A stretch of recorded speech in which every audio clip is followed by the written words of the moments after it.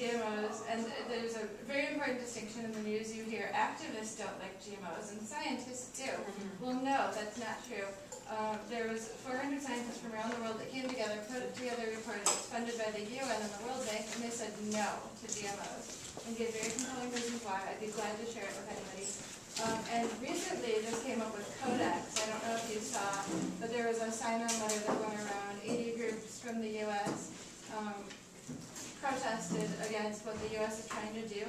They're trying to change the international regulations to make other countries unable to label GMOs. And so this letter said, let other countries make up their own minds, So our government is still actively promoting, not just in our own country, no labeling, but abroad as well. So that's my whole thing. Thank you so much. I'm Jean, and I'm here because this is one of my hot buttons. I have many hot buttons, but this one really pushes. And what really irritates me about it, our whole healthcare system, and how all this intertwines in the government with more cover-ups, just like the tobacco industry did. Oh no, of course smoking is okay, and we find out eventually they were lying. And with all this Monsanto, everything, I'm extremely concerned. I'm extremely concerned how this intertwines with our health in individuals. And people need to know what we are eating. No more lies, no more cover-ups, the truth. I'm Evelyn, and I would like to know what the truth is. There's lots of scary stuff. What's the truth and what's fiction? Good. My name is Marilee, and I'm extremely interested in what's going on with genetically modified organisms and the labeling. I believe we all have the right to know what's in our food.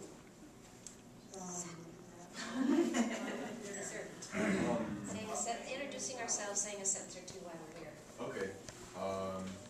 So one of my projects for school is to come to one of the things here, and I chose this one because I read John Robbins' Food Revolution, and that one talked a lot about GE foods, and so I'd like to know more about sort of what's happening recently.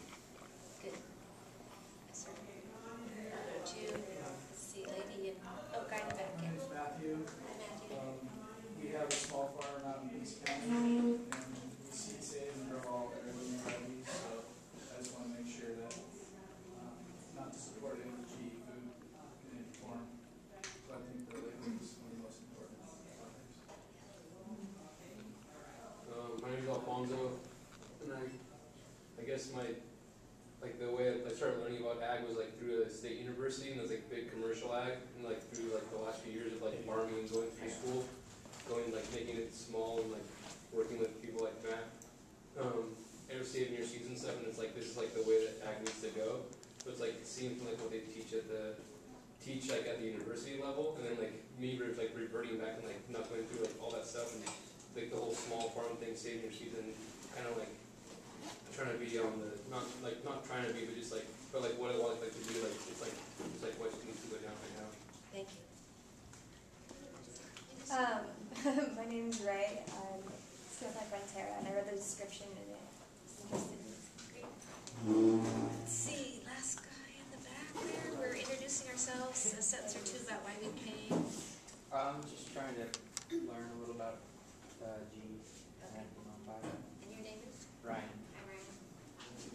My name is Paloma, and I wrote a thesis about indigenous rights to seeds.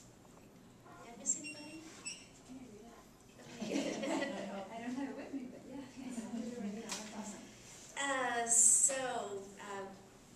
Geez, for a lot of you, it seems like you're pretty conscious of what the issues are. Again, I'm Nancy Cassidy, and I'm the general manager of the local food co-op, OB Peoples, and a founding member of the Truth in Labeling Coalition, which is a national organization to get genetically engineered foods labeled. I first of all wanted to thank you all for being here, because the more information people have, the more we can actually make the changes that need to be made. And I wanted to congratulate the organizers of the conference because of the wide range of pertinent subjects that are covered in the workshops. It's quite amazing. But for me, as for some of you, the question is, what makes this issue so important? And the answer, as far as I can tell, is that it is about basic DNA. And in our language, we are trying to get people to make the distinction between GMO and GE. GMO sounds a little benign. You know, it's modifying organisms. You know, that's been going on since Luther Burbank crossed the plum and the whatever. And believe you me, proponents at the national level of policy making use that. They completely ignore that what is actually happening with GE is human intervention in a laboratory, crossing the species line. It never has happened in nature, and it never will. Yes? Would perhaps a better word then be transgenic?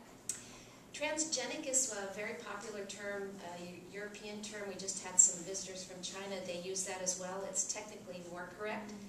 But we like the engineering term so that the policymakers, and this is a political decision as well as a scientific one, the policymakers understand this isn't something that just happens. This happens with intention, and it is manipulating our genetic history and our genetic future. And that is why, to me, among all the issues that are hot buttons, this is one of the most critical.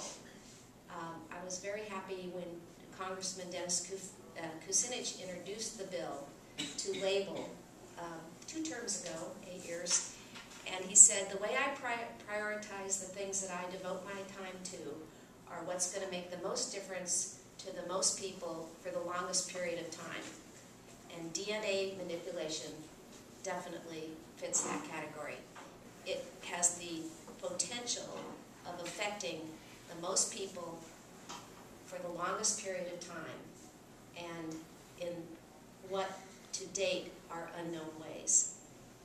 The co-op, a little pitch for the co-op. The co-op proudly re-energized the campaign to get GE Foods labeled a year ago by making a $12,000 investment in the hiring of a former congressman, Jim Bates from San Diego, who is a lifelong friend of ours and went to the Natural Foods show in Anaheim and heard Jeffrey Smith, who wrote this book called Seeds of Deception, talk. And Congressman Bates left the meeting going, holy cow, I had no idea this was even happening and the profound implications for the future. And so he asked if we could get together enough funds to allow him to travel to Washington and begin the efforts to reverse the 1992 finding by the FDA that there was no difference between conventional food and genetically engineered food. And that is the basis for the labeling exemption. In 1992, we passed this labeling law that required the list of ingredients that you see on the back of everything.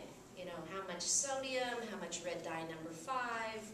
Now we have trans fats, we have hydrolyzed proteins, we have many, many food supplements and additions and components that are on the label because of this 1992 law. But the law was interpreted by the FDA without public input to say, we're exempting GE. We're just saying it's exactly the same. So I guess I'm going to give you the bottom line before we go much further, which is, if it's exactly the same, what the heck are they patenting? So that is the basis of our contention to have the FDA reopen the finding. Time has passed. Monsanto, Bayer, Archer Daniels Midlands have been making a lot of money on the patents they hold on genetically engineered foods. And as a matter of fact, they're using that argument of intellectual property to confiscate crops. How many of you have heard of Percy Schmeiser? Good old Percy, the canola farmer up in Canada,